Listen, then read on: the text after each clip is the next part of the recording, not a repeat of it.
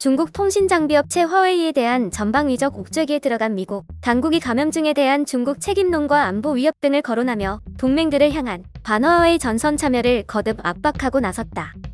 특히 경제 번영 네트워크를 비롯 글로벌 공급망에서 중국을 고립시키기 위한 구상을 가속하며 동맹의 참여를 촉구했다.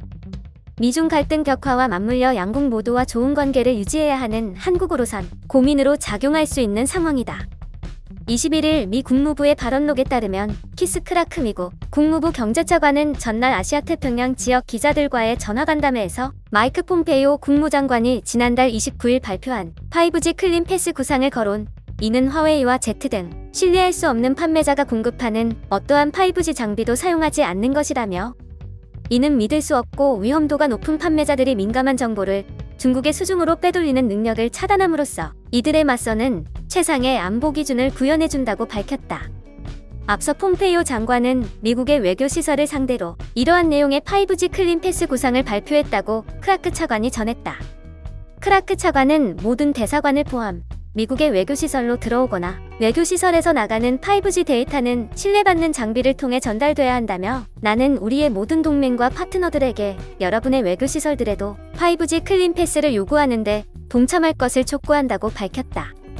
크라크 차관은 모두 발언을 시작하면서 팬데믹은 은폐와 강압 등 중국 공산당의 전략으로 인해 기인한 것이라고 중국 책임론을 제기한 뒤, 이 국제적 위기의 시기는 자유를 사랑하는 나라들이 신뢰와 투명성, 법의 지배라는 깃발 아래 함께 모이는 기회를 제공한다고 말했다.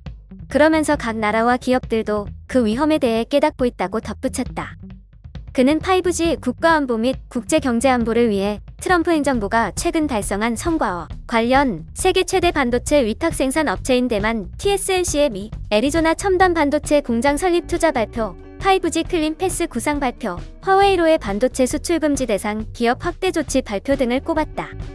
크라크 차관은 미국이 글로벌 공급망의 탈중국을 목표로 추진 중인 것으로 알려진 경제 블로그인 EPN 구상과 관련 5G 경제안보 노력에 있어 미국은 신뢰가 성공적인 파트너십의 토대라는 점을 인지한다며, 이러한 가치들을 존중하는 기관들은 파트너가 되고 번영할 것이며, 그렇지 않은 기관들은 파트너로서 신뢰하기 어려우며 안정성에 위협을 가하는 존재들이라고 언급했다.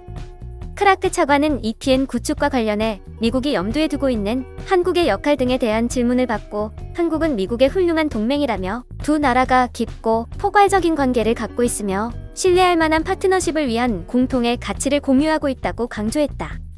그는 미국과 한국과 같은 나라들을 묶기 위한 EPN 구상에 대해 한국과 대화를 나눴다면서, EPN의 핵심 가치는 자유 진영 내에서 국민을 보호하는 공급망을 확대하고 다각화하는 것이라고 말했다. 그러면서 한국에도 훌륭한 기회가 될 수 있다고 생각한다고 강조했다. 크라크 차관은 또한 지난 5개월은 중국이 신뢰할 수 없는 존재라는 것을 자유를 사랑하는 모든 나라의 마음속에 의심의 여지 없이 남겨준 기간이었다며, 우리는 오직 우리의 신뢰받는 파트너들과의 연대를 유지함으로써 미국과 우리의 기업들, 그리고 우리의 우방들과 동맹들을 위한 안전한 미래를 보장할 수 있다고 밝혔다. 이와 함께 그는 지난해 10월 우리 정부가 세계무역기구 개발 도상국 지위 포기 결정을 내린 것을 거론, 나는 한국이 보여준 리더십에 정말로 박수갈채를 보냈다면서, 나는 이것이 중국을 위한 진정한 롤 모델이 된다고 생각한다며 중국을 겨냥했다.